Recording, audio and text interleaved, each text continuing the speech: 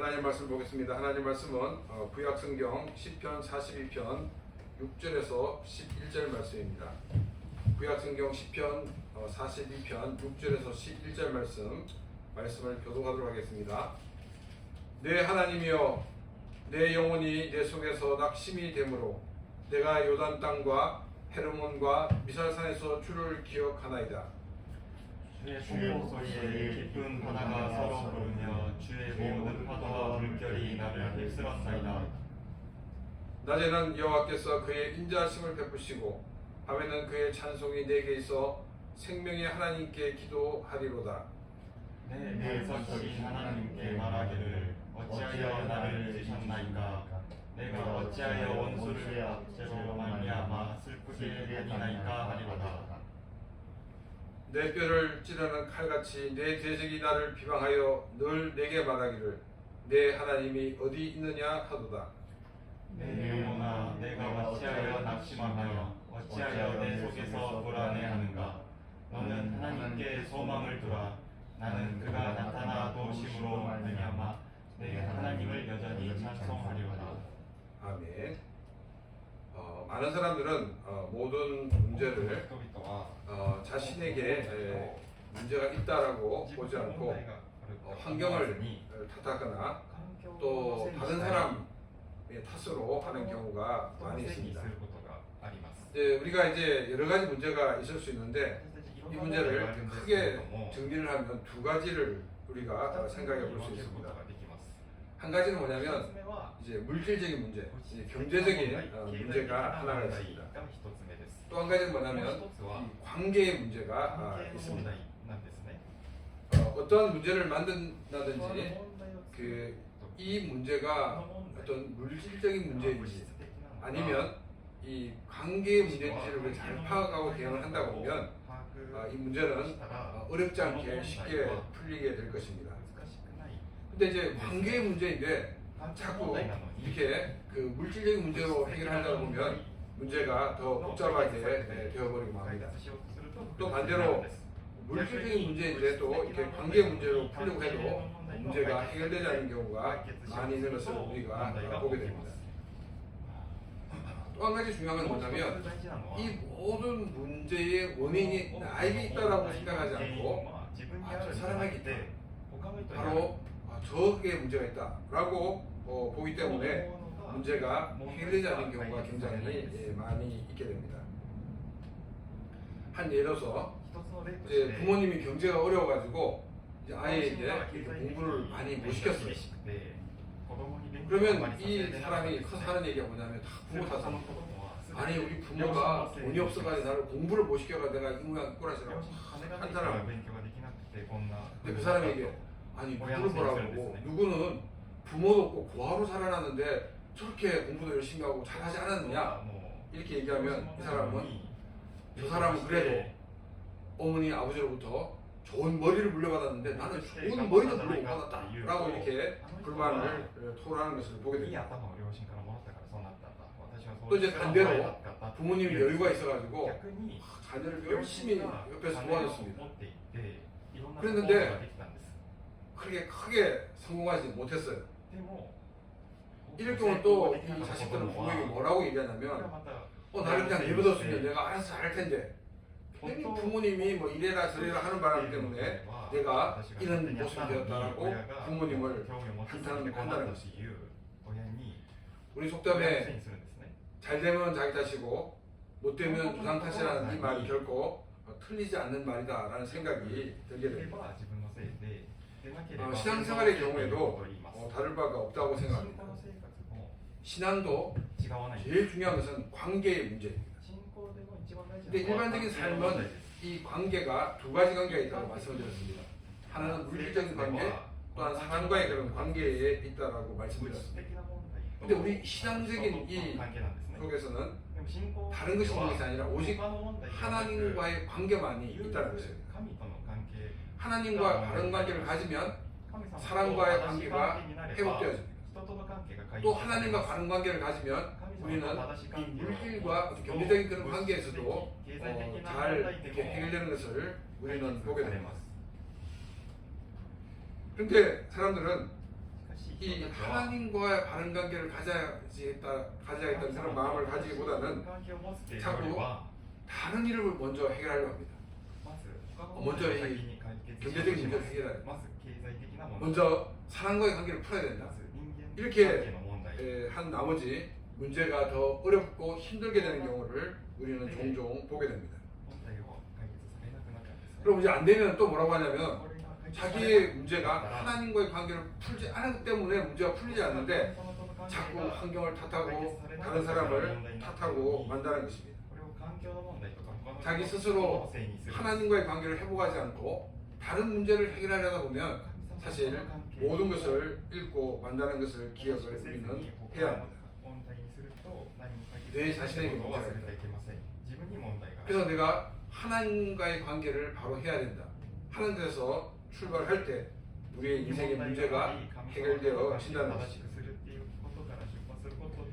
정말 이렇게 환경이 어려운 사람들을 만나서 그 사람들에게 믿음을 갖도록 이렇게 얘기를 할 경우에 이분들이 하는 얘기가 뭐냐면 교회를 나가고 싶어도 자기가 시간이 없어서 교회에 나가지 못한다라고 이야기를 합니다. 그러면서 목사님 제가 여유가 있으면 그때부터 교회에 나가겠습니다. 이렇게 말을 합니다. 하나님과의 관계가 회복되는 것이 우리 인생의 마스터 키라는 것을 그 사람은 알지 못하기 때문에 그런 대답을 하는 것입니다. 근데 이제 이런 환경이 어려운 분들이 환경이 좋아지면 어떻게 되냐면은 환경이 어려울 때 자기가 즐기지 못했던 것을 즐기기 위해서 교회 올 시간이 없는 것입니다. 그래서 그때는 이제 목사님 제가 바빠서 못 갑니다. 또 이렇게 이야기하는 것을 보게 됩니다. 왜 이런 모습이 나오냐면 사람들은 본질적으로 타락한 존재이기 때문입니다. 그렇기 때문에 하나님과의 관계가 회복되는 일에 우선순위를 두고 있지 않다는 것입니다. 근데 우리가 이 자리에 나와서 하나님께 예배를 드리고 있던 이 자체, 이것이 얼마나 하나님의 큰 은혜이고 또 하나님의 큰 영광이 우리에게 임하는가를 우리는 알 수가 있습니다. 죄로 타락한 인간은 하나님과 가급적 거리를 두려고 합니다. 그래서 하나님과 그런 좋은 관계를 유지하는 것을 별로 좋아하지 않습니다. 심지어 신앙을 가지고 있다고 하는 사람들이 크리스찬이라고 하는 사람들 역시도 하나님과 어느 정도 거리를 두려고 하는 모습들이 자주 있습니다. 하나님을 안 믿자니 좀 마음이 불안합니다. 또 열심히 믿자니 내가 거기 너무 빠져가지고 내가 나의 모든 것을 잃어버리지 않는가 하는 것 같은 불안한 마음이 있기 때문입니다. 우리가 하나님의 은혜에 가깝게 가면 가깝게 갈수록 우리의 본질은 회복되어집니다. 우리는 이 땅에서 경험하지 못했던 더 큰 기쁨과 감사를 누릴 수 있는데 우리는 그걸 생각하지 않고 누굴 보니까 안 되겠어 이렇게 하고 하나님과 거리를 두는 모습들이 너무나도 많이 있다는 것입니다. 또 한 가지 중요한 것이 뭐냐면 우선순위를 어디에 두는가 하는 것입니다. 우리가 하나님을 섬기는 것에 우선순위를 둘 것인가 아니면 사람들과의 관계를 만드는 데 우선순위를 둘 것인가 이 우선순위를 두는 문제를 우리는 잘 정해야 합니다. 만약 이 우선순위가 바뀌어버리면 우리는 정말로 우리의 힘으로 감당할 수 없는 그런 일들을 만나게 되는 경우가 많이 있습니다. 우리는 지난주 말씀을 통해서 목마른 사슴이 정말 이 물을 찾기 위해서 닿는 그런 모습을 말하면서 내가 지금 그 사슴처럼 하나님을 찾고 있습니다라는 시편 기자의 고백을 살펴보았습니다. 우리의 삶을 유지하기 위해서는 이 물은 너무나도 귀중합니다. 그 물을 찾기 위해서 감으로써 강이 다 말라버리고 냇물이 다 말아버린 그 상태에서 물을 찾는 이 사슴의 모습으로 이 시편 기자는 하나님의 임재를 하나님의 영광을 구하고 있다는 것입니다.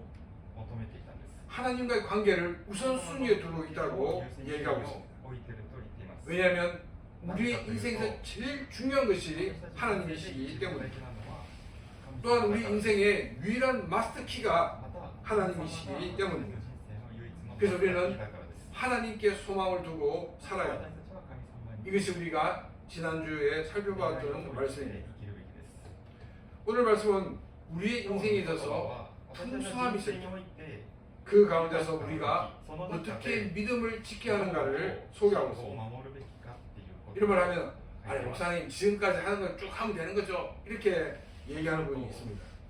맞는 말인데 그런데 그것이 결코 쉬운 것이 아니라는 것입니다. 우리의 삶이 풍성해지면 우리의 삶이 복잡해집니다.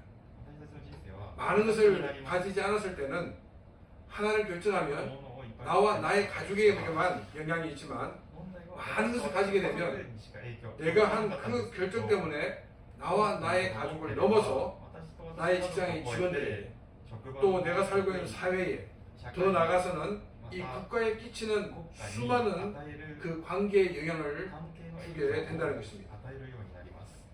우리가 사는 이 시대는 그 어느 시대보다도 풍성한 시대에 우리는 살고 있습니다. 이러한 상황 속에 있는 우리들의 영적인 상태는 어떠해야 되며 우리는 어떠한 삶을 살아야 될까를 오늘 말씀을 통해서 함께 생각을 해보고자 합니다.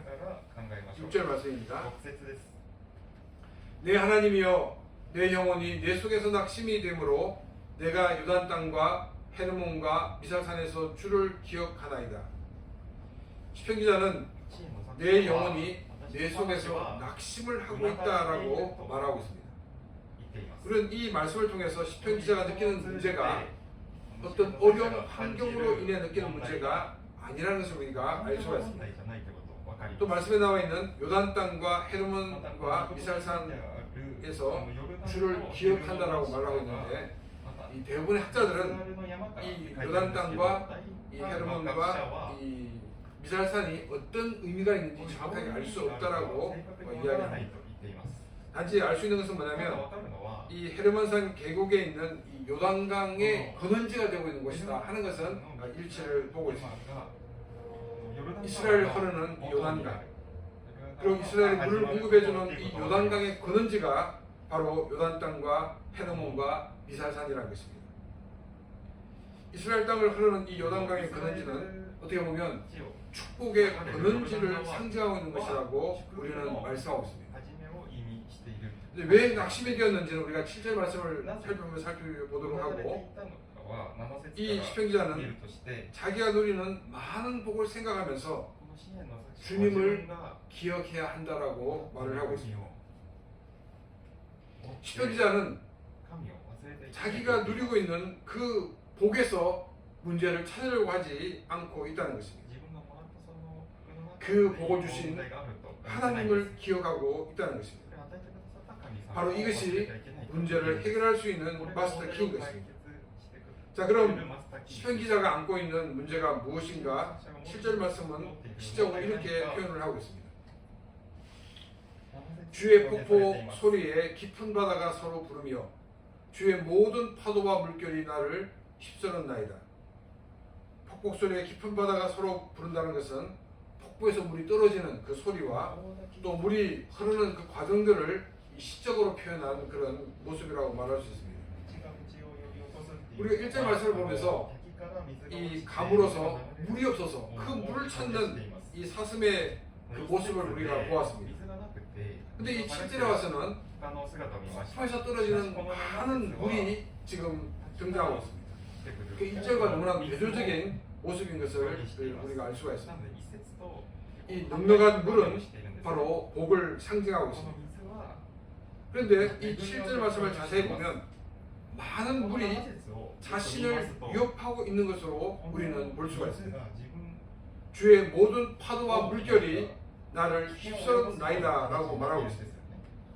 우리 한국어 성경에는 이 7절에 폭포와 파도라는 이 단어 앞에 주의 폭포 또 주의 그 모든 파도라고 되어 있습니다. 근데 일본어 성경을 보면 당신의 폭포 또 당신의 그 파도라고 이렇게 되어 있는 것을 보게 됩니다.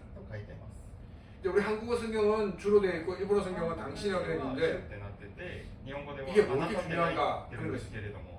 왜냐하면 이것을 어떻게 이해하느냐에 따라서 이 문장을 이해하는 것과 같은 결과가 달라지기 때문입니다. 만약 우리가 주라고 얘기했을 경우에는 이 폭포나 또 파도나 물결이 하나님이 내리시는 이 벌로 우리가 쉽게 이렇게 이해를 하게 됩니다. 근데 이 당신이라는 말로 번역하면 하나님의 일반 음성이 자연, 폭포, 그리고 파도, 물결로 이렇게 이해하게 되기 때문입니다. 물론 당신이라는 이 말을 통해서 우리가 이 주라는 그 개념으로 그러니까 굉장히 하나님 되신 벌로 이해할 수도 있겠지만은 근데 반대로 생각하면 우리가 그렇게 설명이 안 된다는 것입니다.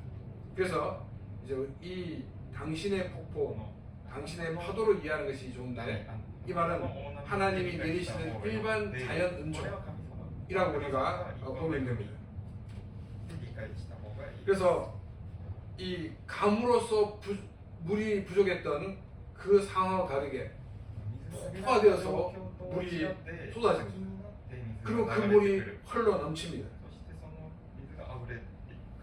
물이 귀한 팔레스타인에서는 이곳이야말로 정말 오아시스입니다. 그런데 이 복의 상징인 이 물이 나를 휩쓸었다라고 이야기를 하고 있습니다. 복이라고 생각했던 그 물이, 그 많은 물이 오히려 재앙이 되었다고 말을 하고 있는 것입니다. 많은 것을 가지는 것이 복이 아니라 그것이 자기를 위협하고 자기를 멸망시키는 것이 될 수 있다는 것을 말하고 있습니다. 이것 때문에 6절에서 내 영혼이 내 속에서 낙심한다라고 말을 했던 것입니다. 자신이 누리는 많은 것이 자기를 흔듭니다. 또한 하나님을 멀리하고 있기 때문에 시편 기자는 이런 고백을 하고 있는 것입니다. 경제적인 여유가 없었기 때문에 하나님을 믿을 시간이 없다고 하던 사람이 내가 만약 당신처럼 그런 여유가 있다 그러면 나는 교회에서 삽니다 이렇게 말했던 사람들이 물질적인 복이 있을 때 그들은 돈이 없어서 하지 못했던 것을 하는 그와 힘이 있다라고 말씀을 드렸습니다. 결국 하나님께 오느냐 아니냐는 경제적인 이유가 아니었다는 것입니다. 경제적인 여유가 아니라 오히려 그들의 경제적인 여유 때문에 하나님을 더 멀리하고 또 경제적인 여유가 없었기 때문에 하나님을 멀리하고 있다는 것입니다. 하나님 없는 풍성함 자체는 우리의 삶에 참된 만족과 기쁨을 주지를 못합니다. 그래서 6절에서 내 하나님이여 내 영혼이 내 속에서 낙심된다라고 고백을 했던 것입니다. 다시금 복의 근원지에서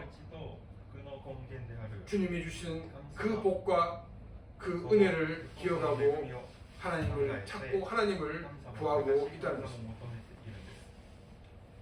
많은 복을 누리면서 자신이 잊어버렸던 그 하나님을 다시금 찾고자 하고 있습니다. 많은 복을 지키려고 믿음에서 떠난 그 삶을 다시금 돌아와서 하나님을 바라보며 하나님을 의지하려고 하고 있습니다. 많은 복을 가지고 있는 것이 자신의 자존감을 높이는 것이라 생각하고 교만했던 그 모습을 내려놓고 하나님께 나와 하나님의 은혜를 구하고 있습니다. 시편 기자는 다른 것을 찾아내는 것이 아니라 오직 우리 주님만을 찾아낸다라고 고백을 하고 있는 것입니다. 이스라엘 백성들이 이집트에 나와서 이제 홍해를 건너게 됩니다. 홍해를 건널 때 배를 타고 건너는 것이 아니었습니다. 하나님께서 먼저 홍해를 가르셨습니다. 그리고 그 가운데 길이 생겼습니다. 그 길이 바람에 의해서 말려가지고 그들은 이 홍해 가운데 난 그 길을 마른 땅처럼 지나갔다라고 말하고 있습니다. 지구가 창조된 이 일에 이런 놀라운 기적을 경험한 사람들은 오직 이 현장에 있었던 그 사람밖에 없었던 것입니다. 이런 기적을 체험했다 그러면 더 하나님을 의지할 것입니다. 나는 이제 결코 주님을 떠나지 않을 거야. 이런 결단과 결심을 하게 마련입니다. 그리고 이제 홍해를 건너고 난 다음 이제 광야를 걸어갑니다. 하루를 지나갑니다. 이틀을 지났습니다. 사흘이 지났습니다. 여러분 광야를 3일 동안 걸었다는 그 자체는 어떤 상태라고 생각하십니까? 이 사람들은 지치고 목마른 그런 상태입니다. 근데 그들이 도착한 곳이 어디냐면 마라라는 것 같은 곳이었습니다. 근데 마라에 도착하니 보니까 거기에 오아시스가 하나 있었습니다. 근데 그 물을 마시는 그 순간 그들은 물을 못 마셨습니다. 왜냐하면 그 물은 너무나 쓴 물이었기 때문에 마실 수 없다라고 성경은 말하고 있습니다. 놀라운 홍해를 걷는 체험을 하고 난 다음에 그들은 결단을 하고 이제 하나님을 위해 살아야지 하고 광야를 걸으면서 참고 참았는데 이 마라의 쓴물을 마시는 그 순간 이제까지 참았던 게 팍 터져버렸습니다. 그래서 모세를 향하여 원망을 늘어놓기 시작합니다. 사실 모세를 두고 한 원망이었지만 모세를 두고 한 원망이 아니라 하나님을 향한 원망이었습니다. 이 원망을 저는 모세는 하나님께 기도했습니다. 이제 하나님께서는 어떤 나무를 가르치셨고 그 나무를 잘라서 물에 넣으니까 그 물이 달게 되었다라고 말하고 있습니다. 그래서 이스라엘 백성들은 그 물을 마셨다라고 말하고 있습니다. 그러고 난 다음에 조금 더 걸어가 보니까 이제 엘림이라는 동네가 있는데 그 동네는 12개의 샘물이 있습니다. 그리고 70그루의 그 나무가 있습니다. 여러분 한번 생각해보세요. 마라의 그 썰물과 다르게 이곳에서는 정말로 오아시스가 있었습니다. 사흘 동안 버틴 것 대단합니다. 그러나 그들이 조금만 더 참았다 그러면, 조금만 더 분노를 내지 않았다 그러면, 조금 더 하나님의 인도하심을 기다렸다 그러면 그들은 이 엘림의 오아시스를 경험했을 것입니다. 그때 느끼는 그 기쁨과 감동은 말할 수 없을 것입니다. 근데 마라에서 하나님 뭐 이런 게 있습니까? 이 한 번 화를 낸 것 때문에 엘림의 그 오아시스의 그 기쁨은 아마 반감이 되고 말아줄 것입니다. 우리는 살아가는 가운데 마라를 만날 수 있고 엘림을 만날 수 있습니다.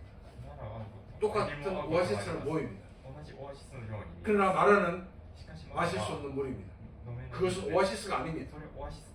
오아시스의 것은 보이지만 그것은 오아시스가 아니었던 것입니다. 그러나 하나님의 인도하심을 기다리고 하나님의 때를 기다리고 기다렸을 때 우리는 하나님이 예비하신 엘림을 만날 수가 있다는 것입니다. 우리는 기다려야 됩니다. 하나님께서 우리에게 그것을 주실 때까지 우리는 기다려야 됩니다. 왜 홍해를 건너게 하셨습니까? 돌아갈 수 있는 길도 있는데 하나님이 어떤 하나님인가를 보여주기 위해서요. 그런 놀라운 기적을 체험했다고 그러면 이 물은 문제가 아닙니다. 하나님은 홍해물을 여기까지 끌어올 수 있는 분이고 그 홍해물에 소금을 싹 증발시켜서 정유수를 해줄 수 있는 분이라는 그런 믿음을 가져야 됐던 것입니다.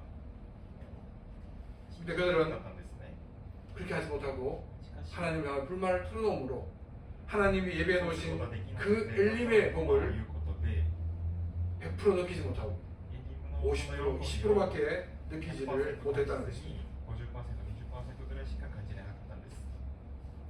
여러분, 마라에 그 엄청난 물이 있어도 그 물은 아무런 쓸모가 없습니다.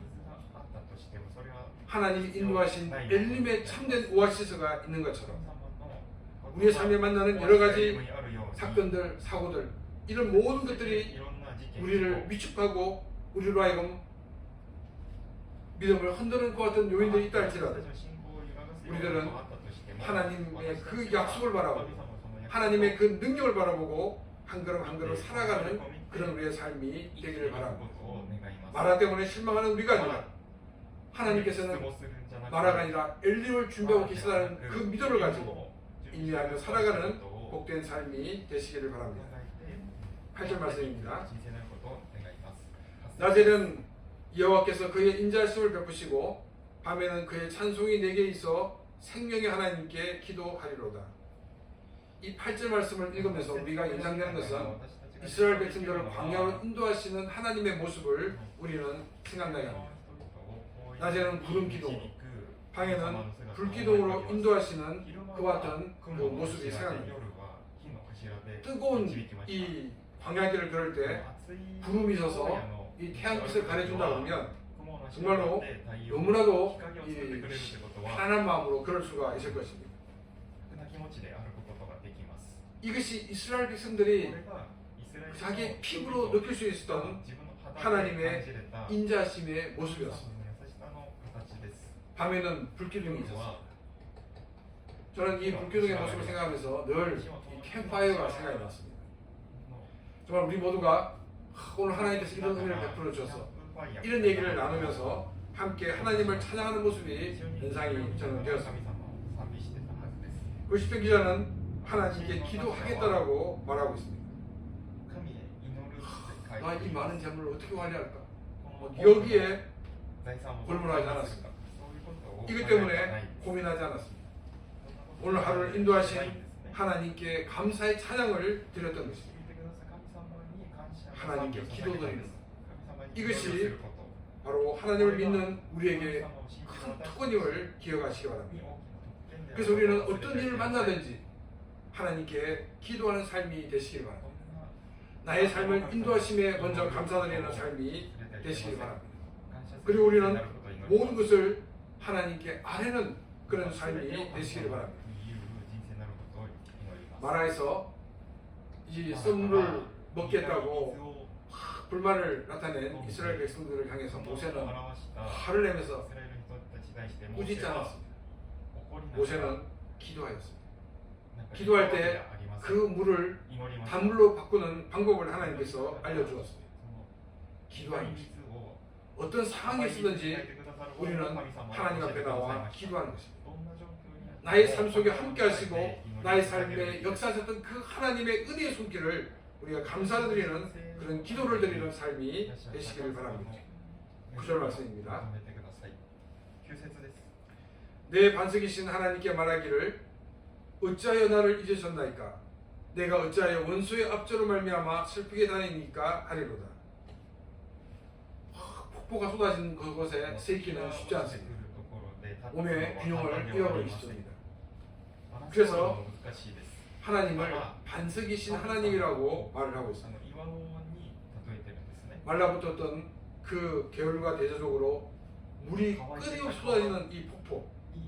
근데 이 폭포물 때문에 몸이 흔들리고 넘어질 수밖에 없는 그런 상황이지만 반석이신 하나님을 의지하고 섰을 때 믿음의 사람으로 온전히 설 수 있음을 이 시편기자는 우리에게 말하고 있습니다. 그러면서도 뭐라고 얘기하냐고 했냐면은 자기는 물질이 없어질 때 어려움을 당할 때는 당연하다 생각했습니다. 없기 때문에. 근데 지금 많은 것을 가지고 있는데도 여전히 많은 원수들의 압제를 받고 있다라고 말하고 있습니다. 우리는 내가 어렵기 때문에 이런 서름을 당한다 생각합니다. 그런데 우리가 풍성하게 살면 풍성하게 사는 대로 많은 공격이 있다는 것입니다. 우리가 더 풍성할수록 우리의 적들은 더 많아진다는 것을 우리는 기억을 해야 됩니다. 겉으로는 웃지만 언젠가 내가 저 사람을 쓰러뜨리고 저것을 빼앗아야지 하는 그런 마음을 갖는 사람들이 많이 있다는 것입니다.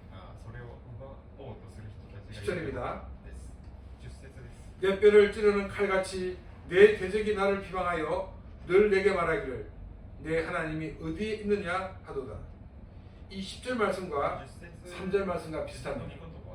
적들이 내 하나님이 어디에 있느냐라고 이렇게 얘기를 합니다. 근데 차이가 뭐냐면 3절은 굉장히 약한 반면 10절은 굉장히 강력하게 이 얘기를 하고 있는 것을 보게 됩니다. 10절 말씀에 내 뼈를 찌르는 칼같이 내 대적이 나를 비방하여 라고 말하고 있습니다. 아무것도 없을 때는 이 적들도 대충 공격합니다. 근데 내가 많이 가지고 있기 때문에 나를 넘어뜨리기 위해서 더 잔혹하게 더 공격적으로 자신을 공격하고 있는 모습을 보여주고 있습니다. 그렇기 때문에 가지고 있는 사람이라면 더 조심해야 됩니다. 더 껴 있어야 하는 것입니다. 그래서 성경에서는 가지고 있다고 생각한 사람은 선자라고 생각한 사람들은 넘어질까 조심하라고 성경은 우리에게 말씀하고 있는 것입니다.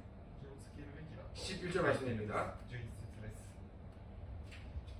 내 영혼아, 내가 어찌하여 낙심하며 어찌하여 내 속에서 불안해하는가?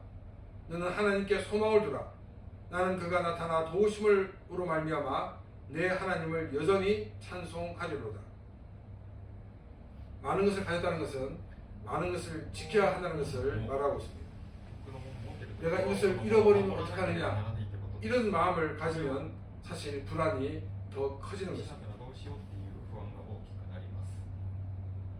우리가 무엇을 가지고 있든지 그것이 중요한 것이 아니라 우리는 우리의 상황을 이기기 위해서는 오직 하나님께만 소망을 두어야 합니다. 가진 자이기 때문에 하나님께 소망을 두라는 것이 아닙니다. 가지지 않은 자이기 때문에 하나님께만 소망을 두라는 것이 아닙니다. 우리가 가지고 있든 가지고 있지 않든 간에 우리의 소망을 하나님께 두고 우리는 살아가야 한다는 것입니다. 그런데 사람들은 가지게 되면 처음에는 하나님 감사합니다 하다가 점점 하나님이 주셨다는 것을 잊어버립니다. 그리고 마치 자기가 잘나서 이 모든 것을 누리고 있는 것처럼 교만하게 됩니다. 그러면서 하나님을 찾지 않게 됩니다. 이 길은 모든 것을 잃어버리는 지름길입니다. 하나님 없이 그것을 지키려고 할 때 우리는 엄청난 불안에 휩싸일 수밖에 없다는 것입니다.